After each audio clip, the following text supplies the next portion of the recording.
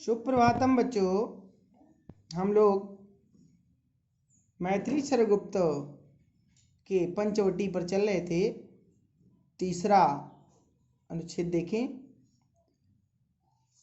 किस व्रत में है वृत्ति वीर या निद्रा का यूं त्याग किए, राजभोग के योग्य विपिन में बैठा आज विराग लिए। बना हुआ है प्रहरी जिसका उस कुटीर में क्या धन है, जिसकी रक्षा मीर तेज का तन है, मन है जीवन है।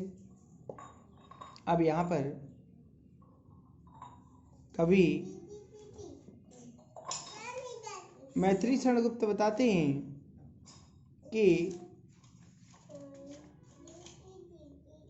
ये जो वीर योद्धा बैठा है वह ऐसा कौन सा व्रत लेकर के बैठा है, ऐसा कौन सा संकल्प है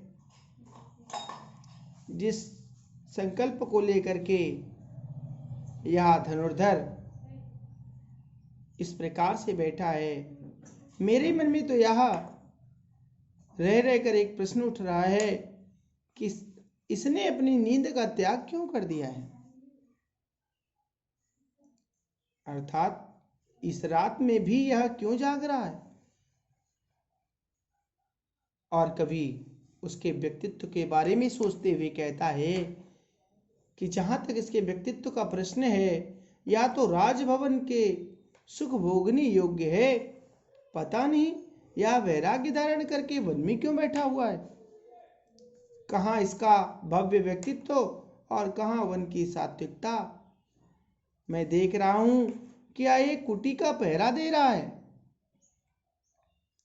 और यह जिस कुटिया का पहरेदार बना हुआ है उसमें ऐसा कौन सा धन रखा हुआ है।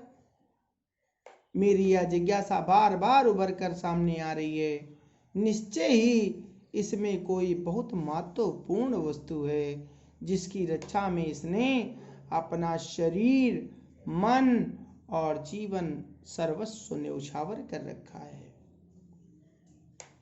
यहाँ कवि की जिज्ञासा की अभिव्यक्ति की गई है। भाषा खड़ी बोली, रस शांत, प्रसाद गुण, मात्रिक छंद और अनुप्रास अलंकार। पुनः अनुच्छेद 4 पर आते हैं। तो अनुच्छेद 4 पर ध्यान दें आप लोग।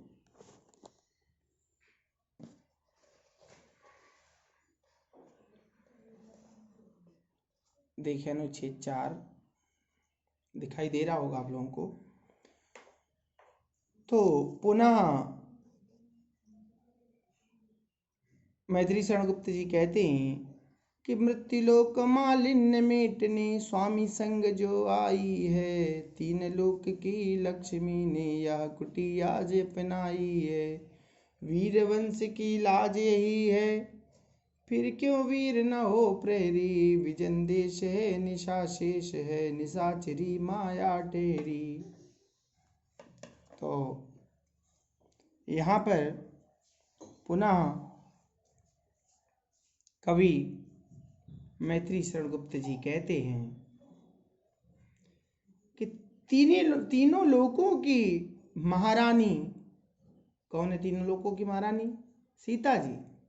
तो आज सीता जी ने इस कुटिया को अपनाया है। वह अपने स्वामी के साथ इस मृत्यु लोक के सांसारिक दुखों और क्लेशों का हरण करने के लिए, उनको समाप्त करने के लिए यहाँ आई हैं। पंचवटी जैसे इस निर्जन प्रदेश में अभी रात्रि के समापन होने में कुछ समय शेष है, और चारों ओर राक्षसों का माया जाल फैला हुआ है। इस कुटिया में रहने वाली सीता वीरवंश की मर्यादा है, रघुवंश की मर्यादा है। इसलिए इस कुटी का पहरेदार, प्रहरी तो वास्तव में अत्यधिक वीर ही होना चाहिए। यहाँ प्रहरी के रूप में लक्ष्मण का सजीव चित्रण हुआ है, और सीता जी को सांसारिक पापों को मिटाने वाली कहकर गुप्त जी ने सीता जी के प्रति अपनी श्रद्धा प्रकट की है। परिमार्जित खड़ी बोली भाषा, श्रृंगार रस, गुण माधुर्य, अलंकार अनुप्रास रूपक और मातृक छंद है।